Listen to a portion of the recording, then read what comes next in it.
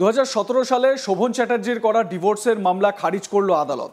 অন্যদিকে রত্না চ্যাটার্জির দায়ের করা স্বামীর সঙ্গে একসঙ্গে থাকার অ্যাপিলও খারিজ করে দিয়েছে আলিপুর আদালত। ফলে আইনিভাবে বিচ্ছেদ হলো না শোভন রত্নার। শোভন চ্যাটার্জি যে অ্যাপিল করেছিলেন সেগুলো একটিও প্রমাণ করতে পারেননি আদালতে। শোভনবাবু ক্রুয়েলটি গ্রাউন্ডে যে মামলাটি করেছিলেন সেখানে তার দাবি ছিল রত্না চ্যাটার্জি নিজের সন্তানদের দেখেন না, টাকা পয়সা নয় ছয় করেন। এইগুলো কোনোটাই কোর্টে প্রমাণ করতে পারেননি তিনি। তার জন্য বিচারক জানালেন আইনিভাবে ডিভোর্স হবে না, কিন্তু দুজনে সেপারেট থাকবেন। পাশাপাশি রত্না চ্যাটার্জি চেয়েছিলেন শোভন চ্যাটার্জির সঙ্গে ঘর করতে, সেটাও খারিজ করে দিল আদালত। কারণ সেক্ষেত্রে দুপক্ষের সহমত না থাকলে আদালত জোর জবরদস্তি করতে পারে না। তবে দুপক্ষই চাইলে ফের মামলা করতে পারেন বলে নির্দেশ দিয়েছে আদালত। শোভন চট্টোপাধ্যায়ের ছেলে ঋষি মায়ের জয়ে খুশি। তিনি বাবাকে আমন্ত্রণ করলেন আবার একসঙ্গে থাকবার জন্য, সমস্ত দ্বন্দ্ব ভুলে গিয়ে। রত্না চ্যাটার্জি অবৈধ সম্পর্কে লিপ্ত এই দাবিও শোভন করেছিলেন, কিন্তু আদালতে তা তিনি প্রমাণ করতে পারেননি। স্বাভাবিকভাবেই রত্না চ্যাটার্জির মুখে কিন্তু হাসি ফুটেছে, সেটা দৃশ্যতই স্পষ্ট। আমার সহকর্মী মানস নস্কর এ বিষয়ে তার প্রতিবেদনে কি বলছেন আসুন শুনে নেওয়া যাক। কলকাতার প্রাক্তন মেয়র শোভন চট্টোপাধ্যায়ের দায়ের করা ডিভোর্সের মামলা খারিজ করে দিল আলিপুর আদালত। 2017 সালে তার স্ত্রী রত্না চট্টোপাধ্যায়ের বিরুদ্ধে দায়ের করা বিবাহ বিচ্ছেদের মামলা আজকে আদালত খারিজ করে দিয়েছে। একই সঙ্গে শোভন চট্টোপাধ্যায়ের স্ত্রী রত্না চট্টোপাধ্যায়ের যে আপিল ছিল, তিনি শোভন চট্টোপাধ্যায় তার স্বামী, তিনি তার সাথে একসাথে থাকতে চান, সেই আপিলও খারিজ করে দিয়েছে আদালত।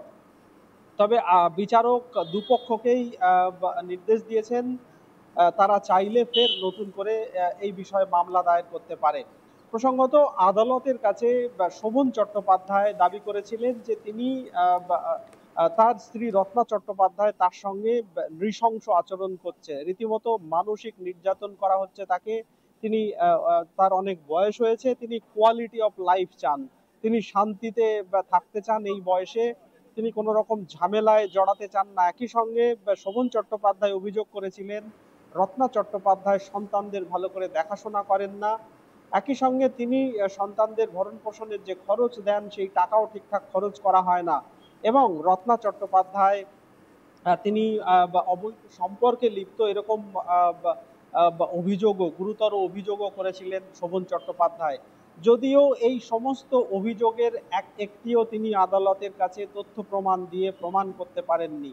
অন্যদিকে রত্না চট্টোপাধ্যায় তার বক্তব্য ছিল যে শোভন চট্টোপাধ্যায় এখনো তার স্বামী, আইনসঙ্গত ভাবে তিনি তার স্ত্রী এবং তিনি চান শোভন চট্টোপাধ্যায়ের সঙ্গেই থাকতে। কিন্তু আদালতের বক্তব্য, এক্ষেত্রেও আদালত এই বিষয়ে কোনো নির্দেশ দিতে পারে না।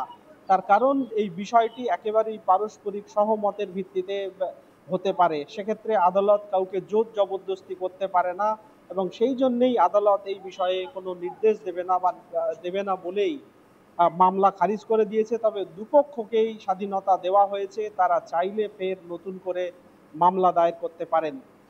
আমরা জানি যে 2017 সাল থেকে শোভন এবং বৈশাখীর এই বিবাহ বিচ্ছেদের বিষয় সামনে এসেছিল এবং কার্যত এই নিয়ে রাজ্য রাজনীতি থেকে শুরু করে জনমানুষে একেবারে সাড়া পড়ে গেছিল। শোভন চট্টোপাধ্যায় বর্তমানে তিনি তার বান্ধবী বৈশাখী বন্দ্যোপাধ্যায়ের সঙ্গে অন্য জায়গায় থাকেন।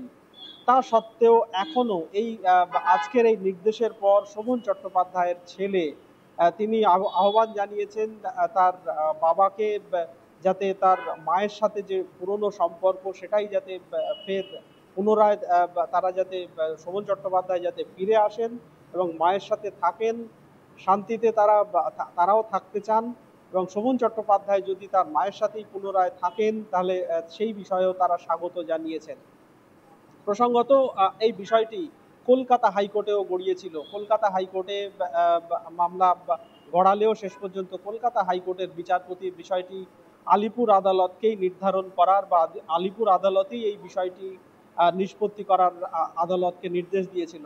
আজকে বিচারক নির্দেশ দিয়েছেন যে 2017 সাল থেকে যে মামলা বিচারাধীন ছিল, সেই দুটি মামলাই খারিজ করা হচ্ছে। তার কারণ শোভন চট্টোপাধ্যায় এবং রত্না চট্টোপাধ্যায় দুজনেরই যে আবেদন, সেই আবেদন শোভন চট্টোপাধ্যায় যেমন প্রমাণ করতে পারেননি, তার আবেদনের সপক্ষে কোন যুক্তি এবং প্রমাণ দিয়ে তিনি যেমন অভিযোগ প্রমাণ করতে পারেননি, অন্যদিকে রত্না চট্টোপাধ্যায় তিনি যে আর্জি জানিয়েছিলেন সেই আর্জির বিষয়েও আদালত কোনো নির্দেশ দিতে পারে না বা কাউকে বাধ্য করতে পারে না জোর জবরদস্তি কারোর সাথে থাকার। সেই জন্যে আদালত দুটো মামলাই খারিজ করে দিয়েছে।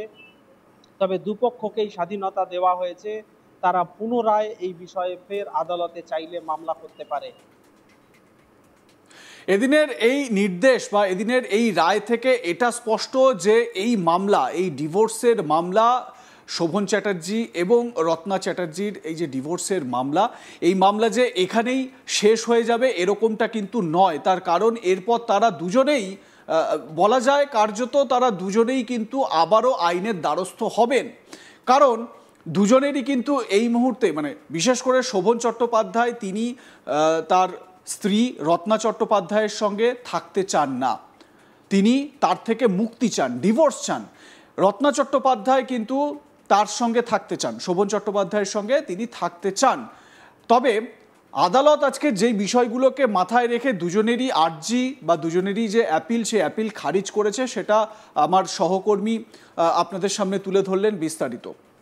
আপনারা দেখেছেন আদালত চত্বরে রত্না এবং শোভন দুপক্ষের লোকেদের মধ্যে বাকবিতণ্ডা, উত্তেজনা বিভিন্ন সময় আমরা দেখতে পেয়েছি। বৈশাখী বন্দ্যোপাধ্যায়কে উদ্দেশ্য করে নানাবিধ কটূক্তি কথা এই সমস্ত ধেয়ে এসেছে এবং বৈশাখী বন্দ্যোপাধ্যায় বারবার এটা দাবি করেছেন যে রত্না চ্যাটার্জির ভাড়া করা লোকজন, কোট আনকোট তিনি এটা বলেছেন, তার ভাড়া করা কয়েকজন লোক আদালত চত্বরে এসে শোভন এবং বৈশাখীকে তারা তাদের মান সম্মান নিয়ে টানাটানি করতেন, তাদের নামে অশ্লীল কথাবার্তা, কুকথা তারা আদালত চত্বরে বলতেন এবং শোভন বৈশাখীকে এই কথা বিভিন্ন সময় শুনতে হয়েছে বলে তিনি দাবি করেছেন। এবং সেই চিত্র মানে এই কেচ্ছা, এই কীর্তি একেবারে সংবাদ মাধ্যমে ছড়িয়ে পড়েছে, সংবাদ মাধ্যমে জল করে সেই সমস্ত খবর সামনে এসেছে। 2017 সালের এই মামলা, 2017 সালে শোভন চ্যাটার্জি ডিভোর্সের মামলা দায়ের করেছিলেন বা ডিভোর্সের মামলা করেছিলেন, সেই মামলা খারিজ করেছে কোর্ট। অন্যদিকে রত্না চ্যাটার্জির দায়ের করা স্বামীর সঙ্গে একসঙ্গে থাকার যে আর্জি সেটাও খারিজ করে দিয়েছে আলিপুর আদালত। তার জেরে বা তার ফলে কি হচ্ছে, আইনতভাবে তাদের বিচ্ছেদ হলো না, মানে আইনত শোভন এবং রত্না তারা স্বামী স্ত্রী।